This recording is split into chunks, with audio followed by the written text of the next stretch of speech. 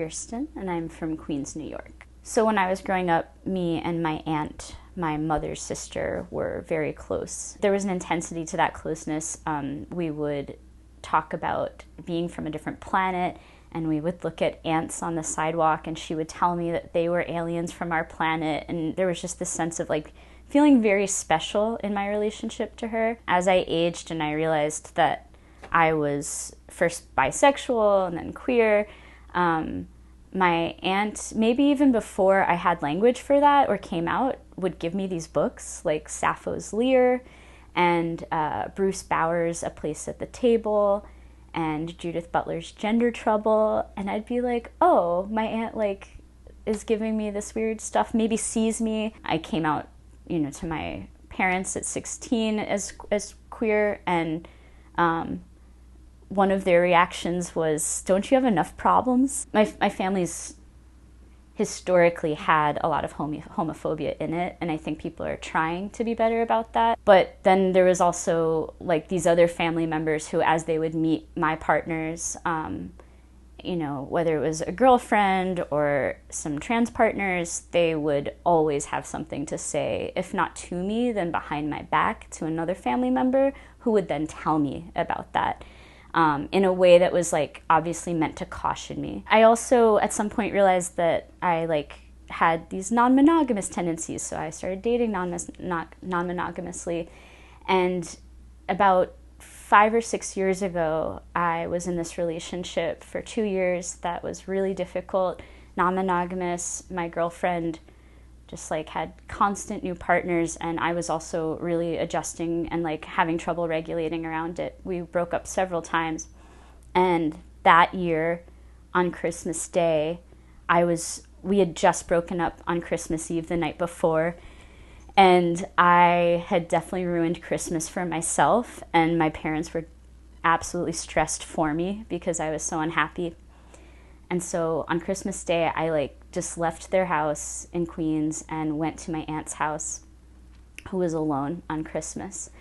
And I just broke down in her apartment, and I'm just breaking down and just so heartbroken, but also just yearning so hard to have someone who understood and understood what I was going through, or even anything queer, because nobody in my family was out as queer. And I had been suspecting at that point for years that she was. So I finally just asked her, are you queer? I didn't say, are you queer? I was like, are you gay? And she was like, yes. And I was like, why did you never tell me? All of these years, you see me struggling, you see me out in the family, and why didn't you tell me? And she's like, you never asked. And she just laughed at me, but not in a mean way. It was in this kind of you're finally asking me. You should have asked a long time ago. She just starts showing me everything in her apartment that had been part of this life that she had with her partner. Because I, in my assuming that she was gay, never imagined that she had a partner on top of that. And then she'd be like, you remember, this person, and this person would come to my plays as a child, and when I was in theater, would show up to stuff, apparently did a natal chart reading for me when I was born, and I just thought, oh, this is my aunt's good friend who just pops in every once in a while. I also knew she had died a few years before that, so my aunt just starts taking out all this stuff that either belonged to this person or was part of her life with this person. She showed me all these photographs that she had taken of her, and there's some of her moving through this art gallery, and there's these rainbows shining behind her, the most gay photographs you could have. And she gave me copies of them, and I now keep them in my room. She told me what her father's reaction had been. He had really been a jerk about it and had obviously said and done homophobic things around it.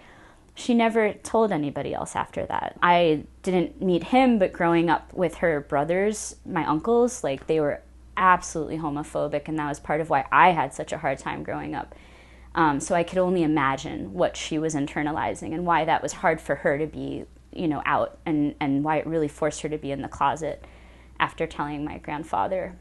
It was just kind of an onslaught of all these revelations about this person I was so close to, who had been sharing with me, but had not like given me maybe what I needed. And in that moment I got what I needed, which was like to know and to feel less alone. So yeah, it gave me a lot of relief. And now I keep the photos of her partner in my room, just to remind myself that I really don't want anybody to ever feel alone in their queerness if they're around me.